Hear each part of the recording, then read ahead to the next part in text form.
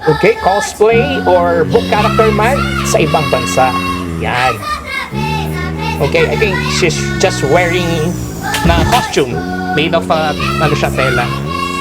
Nice, ha? Angas. Woohoo! Kuwang-kuwa ang gesture. Okay, that's video number 1, guys, na nakikita nyo. Nasa ibang bansa po yan. And this is video number 2. Other country pa din. Okay, same as video number 1. Ganun din. Naka full dress din siya. Made of costume talaga. Tela siya.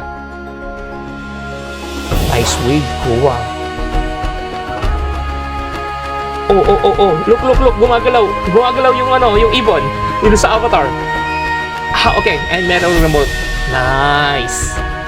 And syempre, that's it, guys. Okay, next video po tayo, which is Philippines. Tignan natin kung magpapatalo ba ang Pilipinas. Okay, first, video sa Philippines. Nice.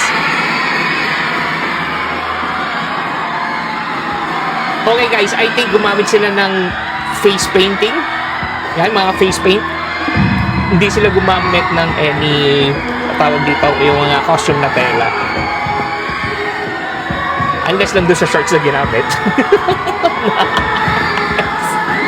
Galing! Wow!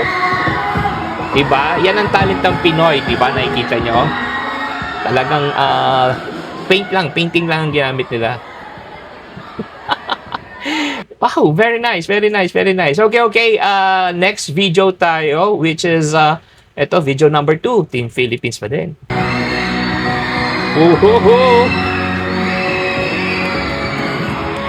Okay, nakita naman natin, Nate Pili. Tama pa yung pronunciation ko. I think gumamit din sila ng paint. Mostly face painting. Paano ba pag hindi natanggal? Oh my God. So classical. Yung talent ng Pinoy. Wow. Kita nyo naman, no? Just paint. At lumutang yung ganda nung kanilang book character dyan sa avatar. Very nice.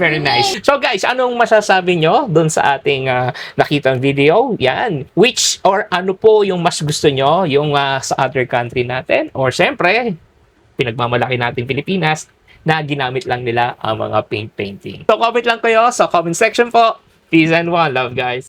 What's up? Good morning, good afternoon, and good evening, guys. Yan, shoutout time po tayo. Okay, first shoutout po tayo kay Roldan Argonoso. Hey, what's up, Roldan? And next po kay Roel Alenain from Dumaraw, Capiz. Hey, what's up? Okay, may Capiz na naman tayo. And next po kay Kurt Natsume from Samar. Hey, what's up? And next po kay Sherwin Berug from Zamboanga City naman po siya.